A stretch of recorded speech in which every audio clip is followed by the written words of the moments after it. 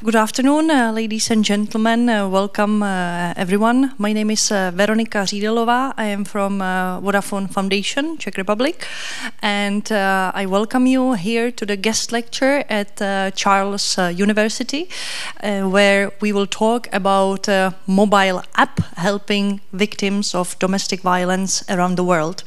I am very happy to welcome here in Prague Phoebe Crowder, who is the manager of global expansion of this mobile app, and she has been here in Prague for the 25th of November, which is the main day for elimination of violence, of gender-based violence. We use this opportunity to present you, to give Phoebe the opportunity to present about Bright Sky app, its challenges, its successes to the world over. And I know that many people are watching us online across the whole world, so welcome everyone. And I know that you cannot be here with us today, but you can participate through Slido. So I would like to encourage you to join us at slido.com with hashtag Bright Sky. And there you can participate with your questions, which will be answered at the end of the lecture. The lecture will take about 1 hour, and after that I will present you with what we do here in Czech Republic regarding the Bright Sky Czech app, what we do, how we promote the app, and with what successes. So now the time is to welcome here Phoebe Crowder. Phoebe, come here. Thank you very much. Thank you for your time, and I'm sure that the next 60 minutes or so will be very valuable for not only for students of Charles University, but for any students who is watching us online. Thank you very much. The floor is yours. You can use this microphone. So thank you for being here. As Veronika said, I'm here to talk about Bright Sky, which is a mobile app and website that is helping survivors of domestic abuse. My name is Phoebe Crowder. I work for Thames Valley Partnership, which is a UK-based NGO which is funded by Vodafone Group Foundation to deliver Bright Sky globally. So just to sort of lay out what we'll be talking about today, first of all, I'm going to take you through and explain what is Bright Sky, explain to you a little bit about features and the evolution of the app. Then we're going to talk about the fact that this is a global expansion, so talking about a global tool in a local landscape. Then we're going to take a step back and look at violence and technology before going into looking at how we continue to grow a global product and reach survivors, before I finalise with the future and have it a little bit the wrong way around there. Then we'll do the Q&A, and then, as Veronika said, we'll talk about the Czech context. So I'd like to start by telling you about how I came to Bright Sky. So I spent my career in frontline supporting vulnerable young people through drugs and alcohol and dual diagnosis and child exploitation. I then went into frontline management, working in gender-based violence and domestic abuse, as well as specialising in trauma-informed working, mental health, and working alongside women in the criminal justice system. So why do I tell you this? Because I worked frontline. I worked directly with vulnerable people, sort of sitting across from them and managing services that supported them. So it might not surprise you when I said to my friends that I was going to work in technology and domestic abuse, and they said to me, "But aren't you going to miss helping people?" And what I couldn't quite articulate or even understand at the time was just how many people Bright Sky was going to be helping. So I'm hoping by the end of this lecture you will also understand just what Bright Sky is managing to do across the world. So what is Bright Sky? And first, I think I'd like to just take a second to talk about Vodafone Foundation and their commitment to tech against abuse. So they've been committed for over 10 years to working in this sector with their Apps Against Abuse profile. It began in Spain with the Texos project alongside the Red Cross, which eventually got brought across to the UK, and that's actually the team that I sit as a part of now. But Vodafone really understood the role technology plays in supporting survivors of abuse. So we knew that whilst high-risk survivors most definitely need support. To truly support survivors, what we have to do is educate. We have to work towards prevention and early identification. And that is what Bright Sky does. So Bright Sky is an app and website, as you may have gathered, for anyone concerned about domestic abuse. Its key features are a risk assessment that can be for self or others, education and practical information, and also a countrywide service directory. So the risk assessment is personally one of my favourite features, and what it does is it allows a user, whether a survivor themselves or someone supporting one, to work through a list of questions and begin to understand their situation and what's happening for them. So the questions are actually based on the CARDA risk assessment, which in the UK is an assessment that professionals use to basically understand whether or not someone is experiencing domestic abuse and what risk level they are. So those have been taken and made to be friendly and digestible for someone who is just sitting with their phone by themselves or with someone else to work through. And as they answer those questions saying yes or no or not sure, they end up with an answer saying you may be experiencing domestic abuse or whatever their situation is showing us through their answers to the questions. The education is a mix of different areas which kind of allow you to really begin to understand domestic abuse in the wider sense. So we have our case studies on sexual consent and stalking, and these are real-life scenarios put to a character that allows a user to go through the information and understand that actually they're not alone. Other people might be experiencing this stuff too. And alongside that, we provide them advice and guidance around what that case study would do, which in turn allows them to understand what options are available for them. Our forms of abuse section provides simple explanations as to different forms of abuse. It's very broad and it allows a user to sort of understand this information in a safe and private way. And it doesn't force labels, but it also allows us to validate and contextualize the experiences that someone may be having. The Dispelling Myths section is another questionnaire, and it allows a user to work through and really begin to debunk the myths that sit around domestic abuse. So we know that there is a lot of victim blaming and stereotypes that happen with abuse. So what it does is it works through and allows us to, in a gentle and informed way, begin to question if someone has those belief systems, but also support a survivor to understand that actually these things aren't their fault. The practical information are sections of sort of information that allows a user to really begin to take action. So the How I Can Help section is for those who might be supporting a survivor. So any one of us, myself included, could sit down, read that section, and right away know how to support a survivor in what they're going through, be able to speak to them and support them on to specialist help. The types of support section lays out the types of support that are there to support a survivor. So as we know, a lot of times survivors will often think that the only option is to report to police, but actually there are a wide variety of different services out there to help them. So types of support through our videos steps them through those, giving them the autonomy to make the decision of what support they need. The Leaving an Abusive Relationship section is similar. It essentially lays out all the information a user may need to know if they want to leave an abusive relationship. It's very practical information for them to be able to risk assess their own situation, but also really we're again diverting them through to specialist help, which is the safest way for them to handle such a dangerous stage in their journey. The online safety guide, again, allows a user to understand risk and begin to implement different actions to keep themselves safe.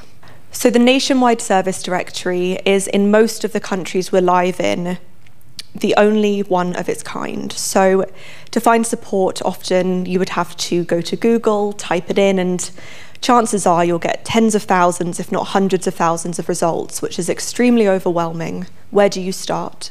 But with Bright Sky, you can go in and by your current location or chosen location, search for support and then filter it down to begin to find what kind of support it is that you need. And lastly, the journal feature, provides the user the ability to send messages, videos, voice notes that are date and time stamped. This can be used for a variety of reasons, such as gathering evidence, but also just really beginning to understand their own situation. So I actually spent some time on Thursday and heard a story from Rosa, who is the Czech Republic NGO at Bright Sky, and they spoke of how a user had used the journal to send themselves information to begin to understand the gaslighting that they had experienced. And that's actually the first time I've heard of someone using the journal that way. But it shows that there are so many ways in which this can help validate a user's experience without expecting them to keep paper trails that the perpetrator could find. So Bright Sky has evolved and grown over the years. So you can see here it's had many iterations to where we are at today on the far right. And I guess, how do we decide to make these changes? Do I just decide one day that I think it needs an update? Well, no. So we go through a variety of different ways to gather this information. We do global surveys, we gather user feedback, we gather feedback from partners and specialists, we do research, and we also gather global learnings. So every time we go live in a new country, we're gathering risks, we're gathering successes, gathering the things that didn't quite go so well, and all of that feeds into how we continue to evolve and update the app. So an example here is our move from the 2.0 to the 3.0 system. So as you can see, it's quite different. The first one had two different pathways, where one for a survivor and one for those who may want to help them. And I have to say that when we made this change, I did have several professionals come up to me and say, "Why did you do this? We really liked the old pathways." And ultimately, it was because we were told that is what users needed to feel safe. It is far easier if a perpetrator were to download this app and see the two pathways to think, has the person downloaded this for themselves? Whereas our neutral interface, it really could just be a support app for anyone. You could say, I downloaded it for a friend, for a family member, for a colleague. It also helped us to increase the ease of use. So between the old system and the new system, there were 3 clicks that we managed to remove between a user reaching specialist help. Now you're probably thinking 3 clicks doesn't sound like a lot, but for a survivor who perhaps has limited time to look on the app, or perhaps is nervous and experiencing trauma, we need to limit the amount of time it takes for them to download the app to be able to reach specialist help. So 3 clicks is actually a lot. The other addition is the fact that we added a website. So this was a huge step forward in the Bright Sky offering, and it provides access for all survivors, families, and professionals. Most importantly, it increases accessibility. So we are meeting the needs of people perhaps with learning difficulties, where an app isn't as easy for them to use. We're meeting different age groups because not everyone is actually comfortable using a smartphone and apps. We are reaching those who don't have smartphones, because most especially as we reach out into more countries, smartphone penetration simply isn't as good as it is in the UK. And then we're reaching those who simply cannot download an app. We've always known that Bright Sky isn't going to be safe for everyone, but why does that mean we shouldn't reach those people? A website means you can go to the local library, perhaps you can use your work computer or your one here at college and go on, visit Bright Sky, and no one will be any the wiser. And our users have told us just that. So we have Survivor here from Italy who very much felt like the website was better for them. Go on, you can browse on a private browser, they found the information they needed, and they left the website without any kind of trace. Whereas we had a survivor in South Africa who felt the app was better. They liked the fact that the 999 or the 158 button here in the Czech Republic is available to them as they're searching. Then also they found actually they thought there was less content, so it was easier to understand. What's interesting is the app and website have the same amount of information, but it shows you that actually the way in which people navigate apps versus websites is very different. So this user felt like there was less information because of the way in which the app is structured, which is so important in terms of the nuance of meeting different learning needs. So, as I've said, Bright Sky is actually a global tool. So we're live in 11 countries, over 3 continents, and by 2023 it will be 15 countries over 5 continents. And people will often say to me, this app is amazing, so why don't you just make it available worldwide? And honestly, why don't we? I could just go onto the app stores tomorrow and click a button and make sure it was available in every country over the world. And honestly, all survivors and people supporting survivors could benefit from it. And some stats would support this. So we see that domestic abuse numbers are fairly consistent the world over. So 1 in 3 women will experience domestic violence globally. And we know the impact of trauma doesn't discriminate psychologically, emotionally, mentally, physically, and spiritually.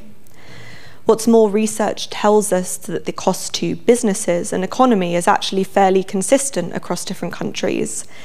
And likewise, psychological abuse in studies has been found to be the most common form of abuse across any of the countries that they're studying. But whilst many facets, such as impact and prevalence, are consistent, there are some nuances that we need to think about, because domestic abuse is similar, but it isn't the same the world over.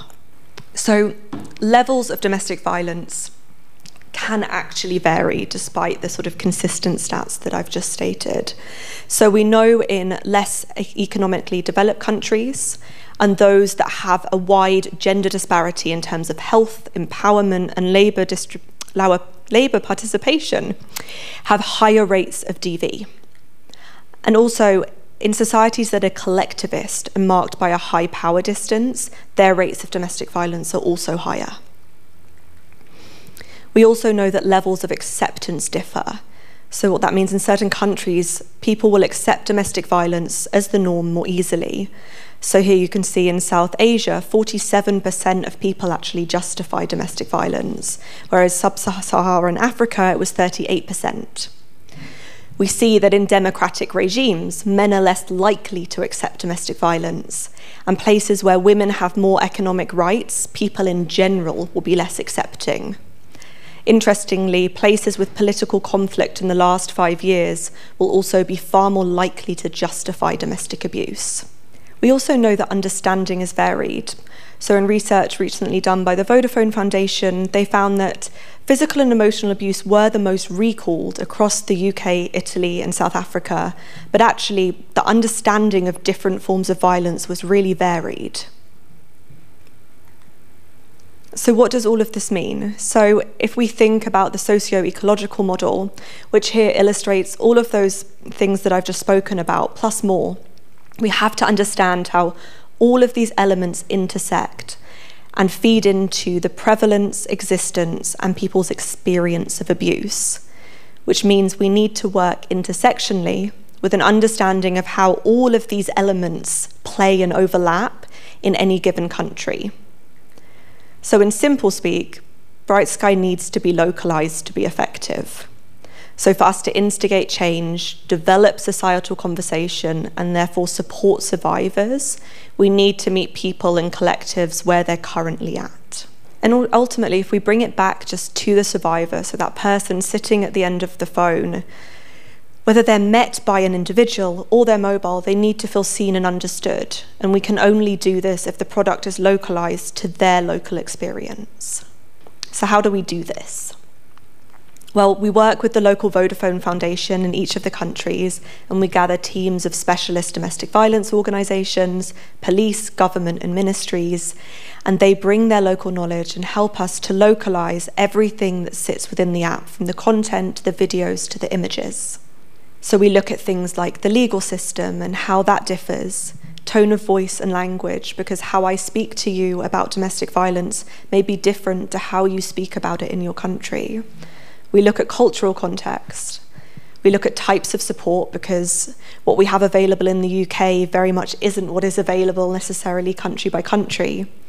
And now, as we've gone live, we're creating new local content. So we're seeing from our users directly what information is missing that your local context needs. For example, here in the Czech Republic, they are building and soon going to be launching a new section on the legal system. And whilst this ensures the integrity of our app, it's not without its challenges. So we started in the pandemic, and actually what was meant to happen was I was meant to be jet-setting and travelling all over the world to these foundations to help create these apps. But instead, I spent 2 years sort of on my laptop at home. So we had to change the working model. And it was difficult, but all the more needed because the pandemic really brought about the spotlight on domestic abuse. And in that, specialists are really stretched. They were busy prior to the pandemic, but during and after, they are even busier than they were. And as I've said, the content simply doesn't make sense unless you localize it. So we were asking of them a lot of work during an extremely busy time.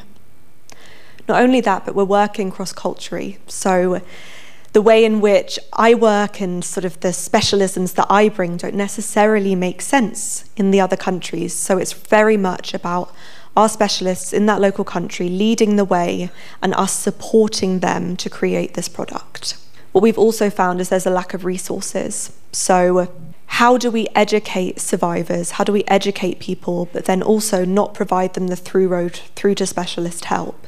It's been extremely difficult in countries where there isn't as much support, especially in rural areas. And then we're a technological product, and technology is always evolving. So what happens today is not what is happening tomorrow. So we have to keep up with that constantly. And then once we're live, it's difficult. Domestic abuse is still something that is hidden at home and people don't like to speak about. So whilst we have the product, how do we bring people to it? So I want to take a step out for a second and talk about violence and technology in general. We're going to show a video which is just 2 minutes.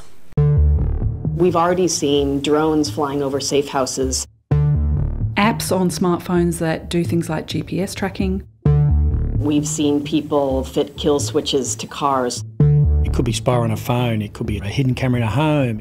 We've seen people program smart TVs to leave menacing messages every time the TV is turned on.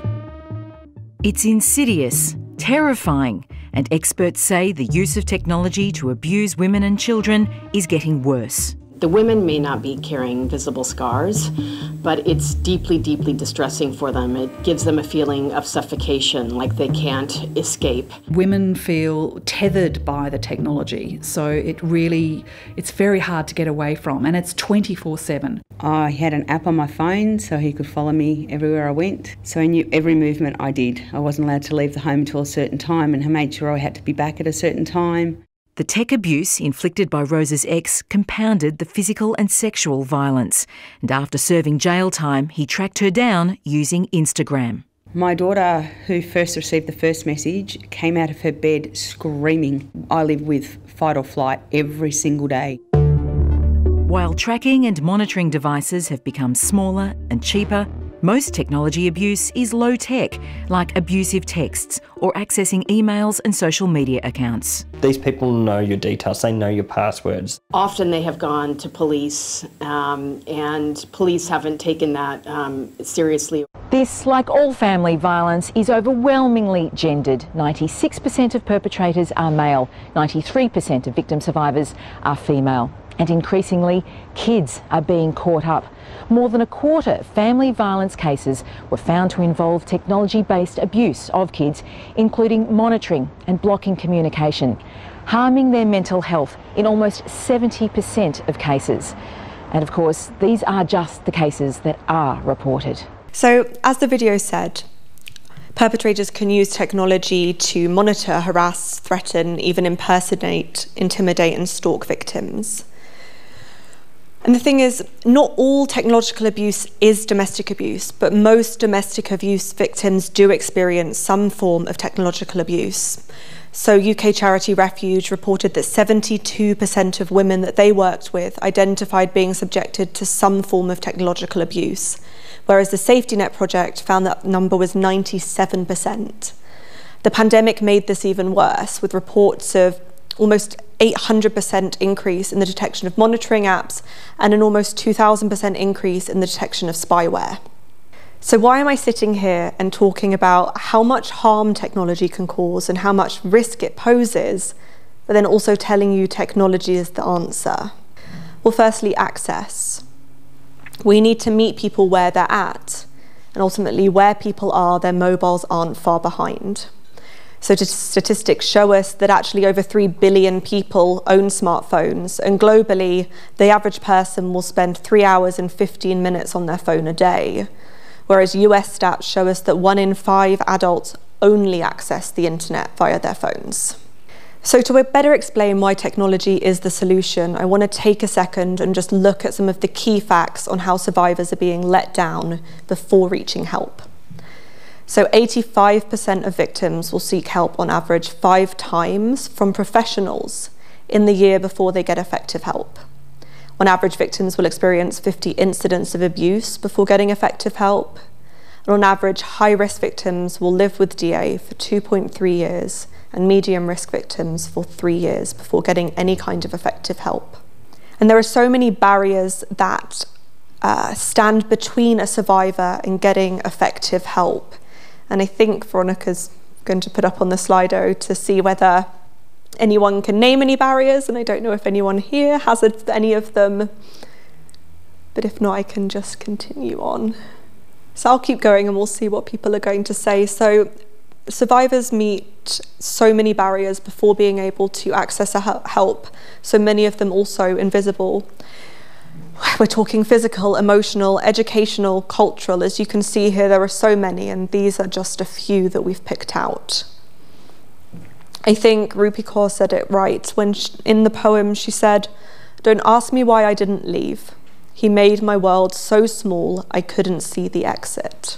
So I want to take a second and think about just one survivor and imagine that they face 4 main barriers. And I've picked 4 here that are really common for people that are experiencing abuse. So perhaps the survivor doesn't actually understand what's going on. They don't know that they're experiencing abuse because of a lack of awareness or education provided to them, or perhaps they've been gaslit into believing what they are experiencing is just normal. They are isolated, or they have a lack of access to friends, family, to support. Perhaps they feel shame, because we know often perpetrators will blame the survivor and tell them it's their fault. You made me do this. And perhaps the survivor has a fear of, or actually have experienced judgment. So we know often that people will victim blame and tell the survivor it's something that they did that caused this to happen. And lastly, maybe they've asked for help before and it just hasn't meant that they've reached support, such as the 85% I just mentioned. So what is Bright Sky doing to break down these barriers? Well, if the person doesn't understand what's going on, they go to the risk assessment. They work their way through the questions and begin to better understand what's going on for them or someone else, and begin to spot the signs to understand if what they're experiencing is actually domestic abuse. Or perhaps they go to the education sections, work their way through and understand domestic abuse on a wider level. Or they could reach out to helplines and actually speak to someone about what is going on for them. They're experiencing shame or a fear of judgment.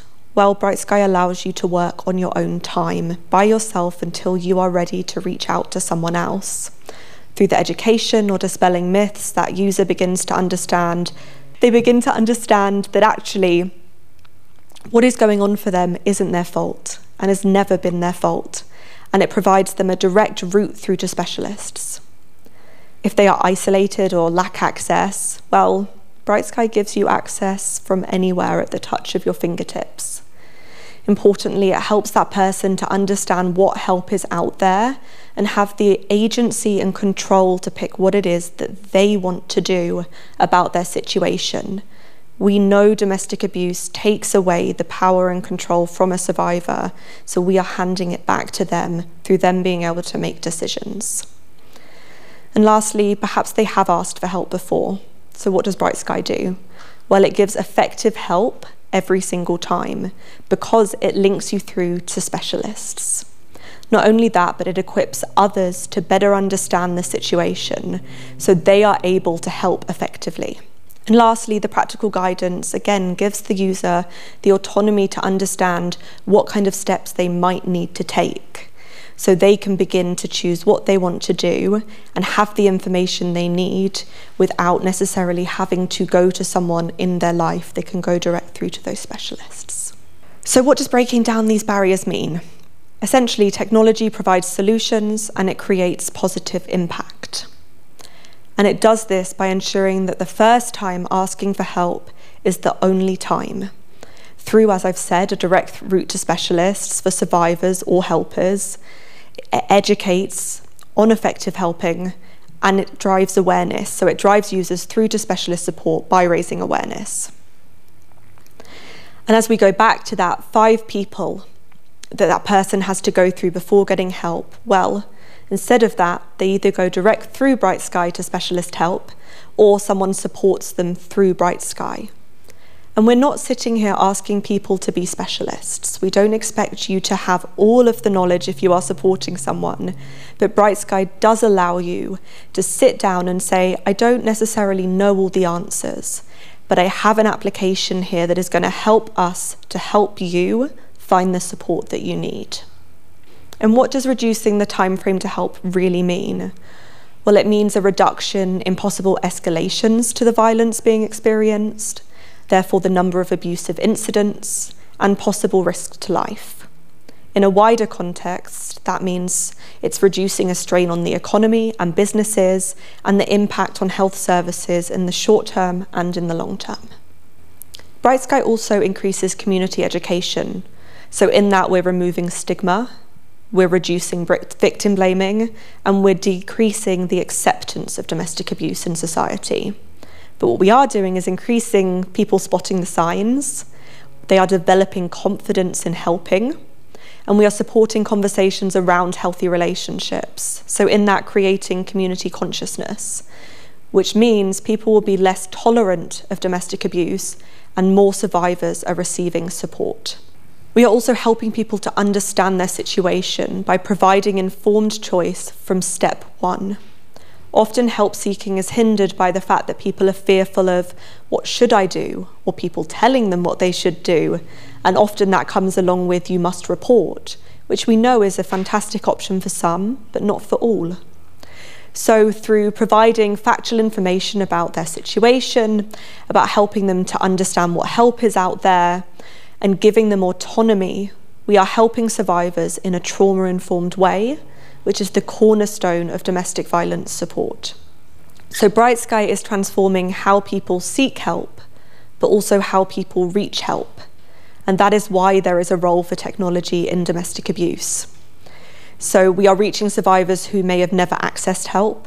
We are increasing effective help seeking through access and education. And in that, we're changing the landscape of domestic abuse. But most importantly, we're probably saving lives, because we're helping those who may have never reached help, and we're reaching them earlier. So, as I've said, Bright Sky is a global product, and so far there have been 316,000 downloads across the app and website globally, 70,000 of those here in the Czech Republic. There have been over 650,000 actions taken globally. 120,000 of those are risk assessments. We've had almost 90,000 service directory searches and almost 50,000 journal entries sent. So we can see here how many people we are reaching. And we want people to access Bright Sky, but this also means raising awareness of it. So if we talk about marketing an app like Bright Sky, I would sort of say, what are those instant concerns? I think what normally comes up for people when I ask this question is that, what if the perpetrator finds the app or the website on the survivor's phone or in their search history? And therefore it means the risk is escalated for the survivor, and therefore an increased risk of harm or even risk to life. So as I showed you, Bright Sky has had many different iterations, and in that different communications plans.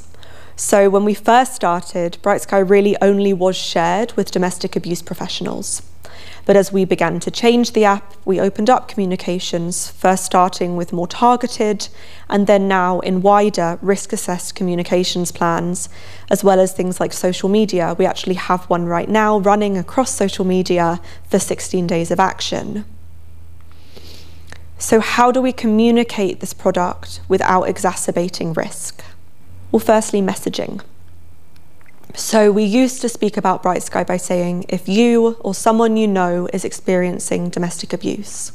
So in that, we provided a direct call to action to the survivor. We were telling them that this is for you. But in the new messaging, anyone concerned about domestic abuse, it's more neutral, flippant even. And in that, it is less of a call to action to the perpetrator. As well, when we are speaking about Bright Sky, we focus on the features of the app that won't risk the safety of the user. So we talk about education, we talk about the service directory, and we talk about the risk assessments. Our development was also a way of actually being able to communicate more openly. So as I showed you earlier, the movement from pathways through to the more neutral interface meant that we increased the safety of the user by meaning if it was ever found on a phone, it appeared to be more of a general app for anyone, which it is, but it also means it protects survivors who are using it. We also work with very strategic and laid out communications. So we work with above the line and below the line communications. So what that means is above the line is things like broad messaging.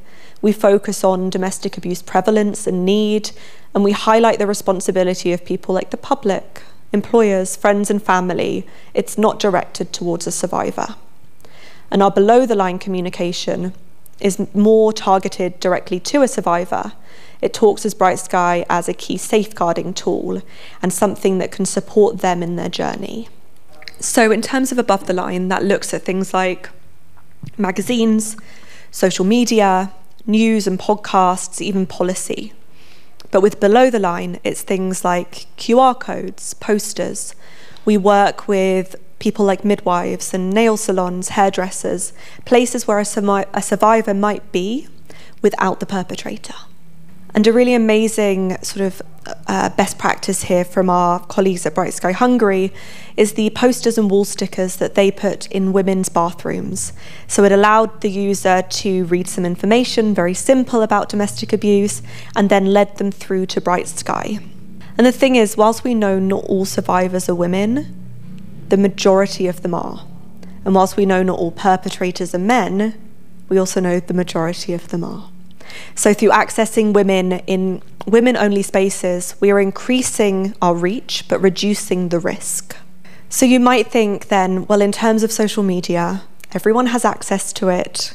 We could reach so many people. How on earth do you risk assess something like a social media campaign? Well, we do it very similarly to the way we would public spaces. We target specific demographics by looking at age, gender, interests, and focusing those campaigns going out to those specific people. As you can see here just played, the It's Not Nothing campaign, which went on in July and is now out again in a different format, is about raising awareness around coercive control. And that is our focus. We are looking to raise awareness and educate on the problem, not the product.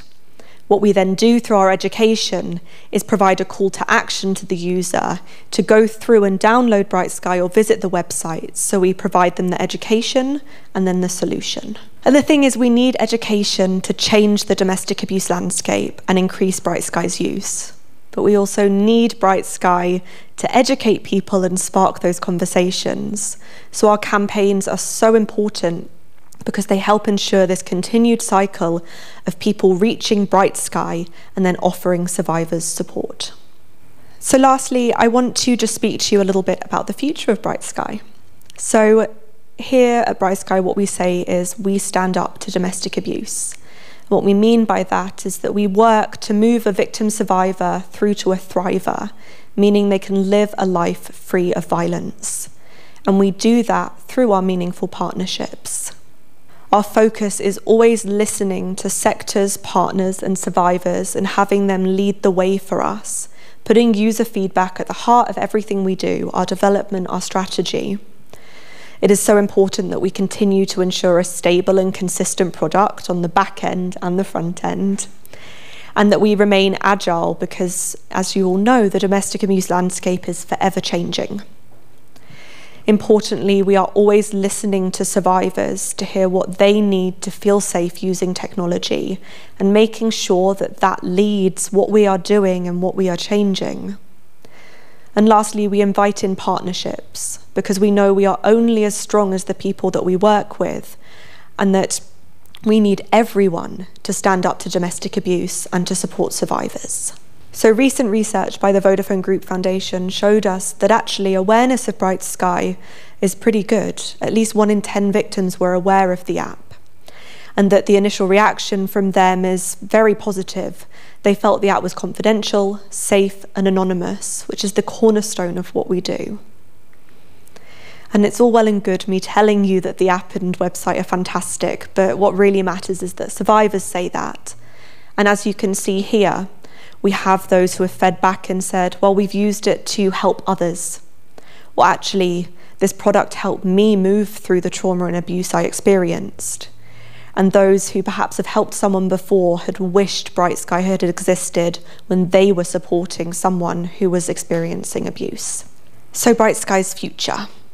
Well, we're going to continue looking into Bright Sky, particularly research into bystanders and the role in which they play in supporting survivors and getting Bright Sky out there.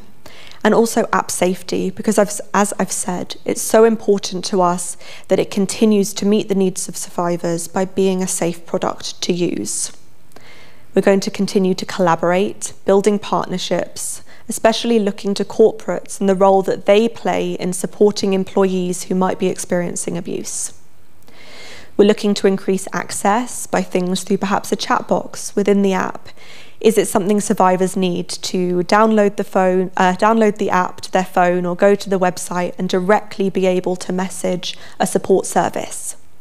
And then we're going to continue our campaigns because we understand that educating and raising awareness around domestic abuse is as important as Bright Sky.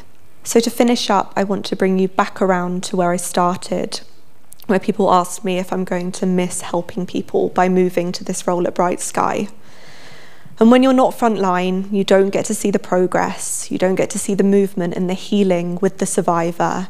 And ultimately that's good because confidentiality is so important. It's one of our biggest strengths at Bright Sky. But one thing that always sticks with me is Bright Sky's tagline, which is "You are not alone." And given the feedback we receive, the research that we've done, and the way in which Bright Sky is really changing the landscape of accessing domestic abuse support, I think I can confidently say that at the end of every day, I go to sleep knowing that we are helping people all across the world. And I will leave here some quotes from users themselves as to what Bright Sky has really meant for them.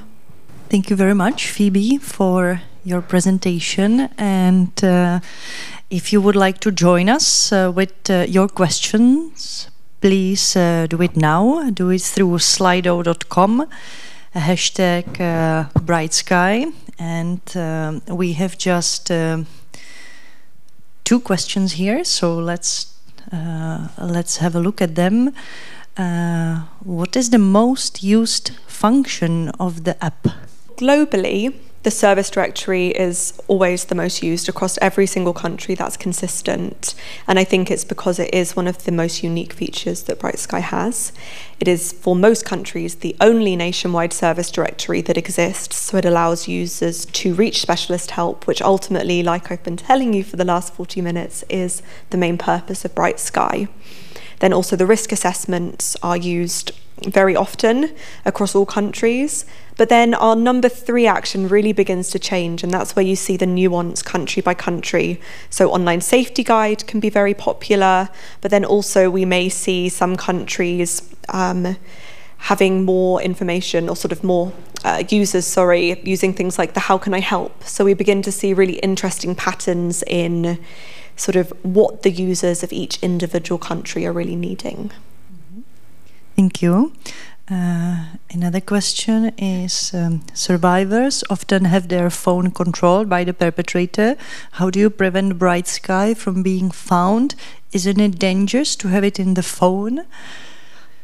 I mean, it's a great question, and I feel like we've touched on it a little bit within the presentation, but ultimately, we know Bright Sky isn't going to be safe for everyone, and we provide users the information needed at the very beginning before downloading the app to be able to risk assess their own situation and know whether that is safe. But then we take the mitigations, like I've walked us through, around things like messaging, about how we structure the app. There are certain features that help a user within Bright Sky to feel safer when using it. And that is why it's so important for us to reach bystanders. And by that we mean family, friends, colleagues, because that means they can access Bright Sky on a survivor's behalf and really take that risk into their hands. So it's not the survivor who is having it on their phones, but actually someone supporting them, so that risk isn't there at all. We will now move forward to the Bright Sky in the Czech Republic, which I would like to present you. So, my name is Veronika Řídelová, and I have been at the head of the Bright Sky project past 3 years here in the Czech Republic, and in the next minutes I would like to show you our path from where we were at the beginning, where we are, and where are we heading to, and what successes did we have. The path from the here in the Czech Republic, it has been quite a long from the idea until the icon which you have in your phone. At the beginning, it was an idea of a retired British policeman who was dealing with the murders as a result of the domestic violence, and when he retired, he wanted to change the situation, to help the survivors, to help recognize that people are actually in danger. And he wanted to have this tool, and got in touch with a UK-based charity and developed the Bright Sky. So at the beginning there was an idea of a retired British policeman, and then the app was developed. It started in the UK, it went to the Ireland, and the Czech Republic was the first foreign language country where Bright Sky was adapted. Of course, when we heard the idea, we as a Vodafone Foundation were not expert on domestic abuse. It was a new topic for us, so we needed partners, and that's why we got in touch with our partners. The expert partner is organization ROSA, which helps women victims of domestic violence in the Czech Republic. They've been doing this past 30 years, and they were our expert partners of the Bright Sky. Of course, it's a topic which is closely connected to the police and the legislation and crime, of course. So we needed to be in touch with police and the Ministry of Interior. All of these four partners then created a working group, and back in the 2019 we started working on the adaptation of the Bright Sky mobile app, which was launched. And because it was an idea from the Great Britain, we got in touch with British ambassador here in Prague, Mr. Nick Archer, who has been supporting the idea. We knew that we have technology innovation, British technology innovation, which will be helping in the Czech Republic. So this was our connection to the British Embassy, and I must say that their contribution was actually very practical, because two of the senior diplomats here at the British Embassy actually recorded the voiceover for the videos in the Bright Sky app. So even today, when you switch your mobile app into English and you go to watch the videos, you can hear the voices of the two diplomats from the British Embassy, and we were very happy and very pleased of their contribution. We had the app. Sorry, it's a little bit distorted, but this was the original app that we developed in 2019. As Phoebe was mentioning, there were two pathways. This was how we promoted it, and this is how it looks like now. Since the very beginning, we've approached Bright Sky as a support and information app. When we are promoting it, we are not promoting it as a SOS tool, but rather something to support and to give information. It's accessible in Czech and in English, so also available to English-speaking, for example, expats living here in the Czech Republic. We had the app. We presented it at the press conference. We presented it to the journalists, to expert public, and the following day in September 2019, we presented it to expert public because we needed to teach them how to use Bright Sky when dealing with survivors and what tools can they use, how it can help them, and how it can help not only the social workers, but how it can help the survivors. We then moved on to the communication. Phoebe has talked a bit about it, and this was one of our campaign. Řekni to dál, tell it further, or this is how it can be translated, for which we had a chance to get support from various personalities, police, British ambassador, some influencers, our CEO, for example, a CEO of Vodafone, Petr Dvořák, Lucie Hrdá, a Czech lawyer specialized in domestic abuse, and so on. We combined the strong numbers of about domestic violence together with Bright Sky as a simple tool how to help. Since then, we have had several communications campaigns.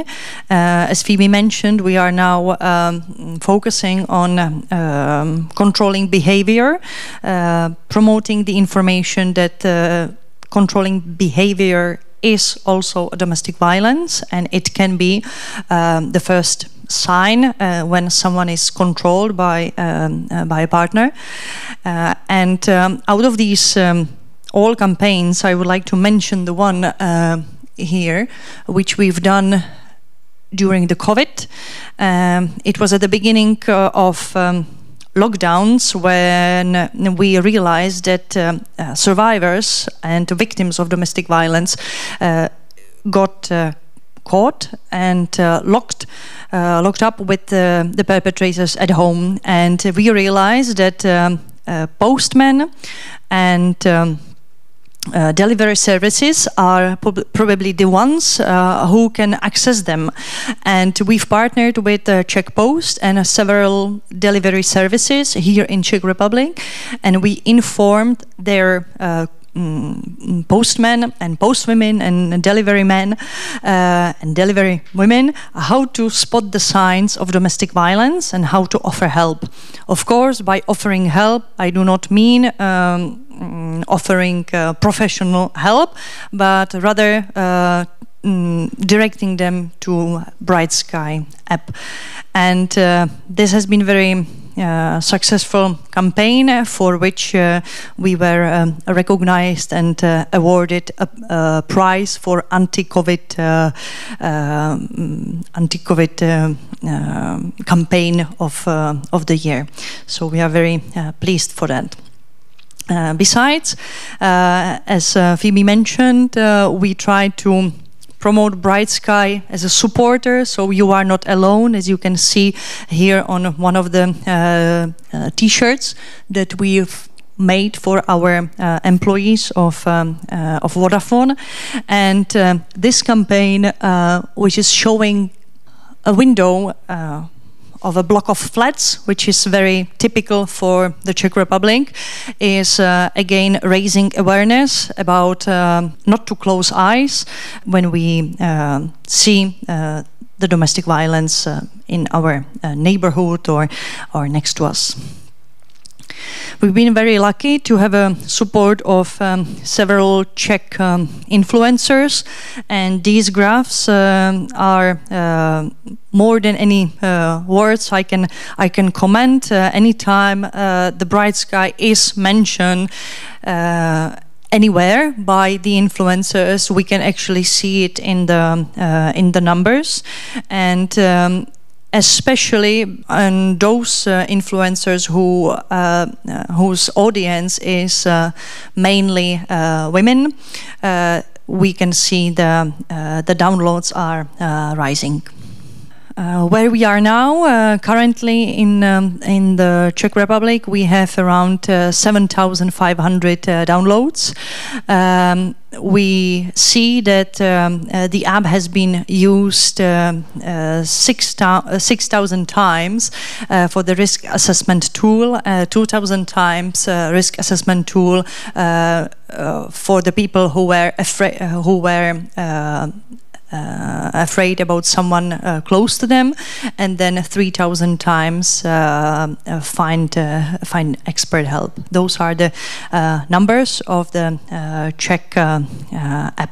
As for the feedback, it's quite challenging for us to receive feedback about the app, because from the survivors, of course, they have different issues to deal with. If they use a Bright Sky app, letting us know that they had used the Bright Sky app is probably at the end of it's a priority number 10. So we are actually collecting the feedback from the expert organization, from the police, who are valuing Bright Sky as a prime example of accessing help. So this was in a nutshell what we have accomplished here in the Czech Republic. If I should look forward, what we will be doing, we will be focusing on training policemen, on training social workers, so that everyone who is dealing with victims of domestic violence and of survivors know how to use the app and knows all the functions and so on. If you don't have a Bright Sky app in your phone, I encourage you to download it and learn how it works, and maybe tell someone about it, because you never know who are you talking to and whether that person might not need it. So thank you very much. This was a Bright Sky in the Czech Republic, and if you would like to join us with your comments or question, please feel free to do so through slido.com #BrightSky. We have one question here now. Domestic violence often affects children too. Can they use Bright Sky as well? If not, do you plan to make an app more accessible to kids? Again, a question about kids every time. So Bright Sky is specifically for adults and people over the age of 18, and that's because it's extremely important to us that we risk assess the app in a way that means we are keeping users as safe as possible. So we provide information for people to be able to understand whether or not the app is safe for them to download, and it wouldn't really be ethical with Bright Sky and the information that it has for us to offer that currently to people who are under 18, because we are then assuming that a child is able to risk assess their own situation, which is doesn't fall in line with safeguarding procedure. However, we are constantly looking at the ways in which we can improve Bright Sky, the information that is needed, and this is often, as Veronica said, a question that comes up, so we are always looking into, is there more information we can provide in this subject matter, and are there more ways for us to be able to reach this need? So we are aware of it and working on it in the background. Thank you very much. I think that we've covered everything that was expected and promised. I hope you have learned something useful, and you know now about this global tool which is helping around the world. I would like to thank you, Phoebe, for your time and for presenting Bright Sky, and for your work that you are doing on a global scale, and for your time here in Prague. Thank you very much. Thank you to everyone who has watched us, who has visited us, and I will look forward to see you some other time. Thank you very much. Thank you. Have a good day.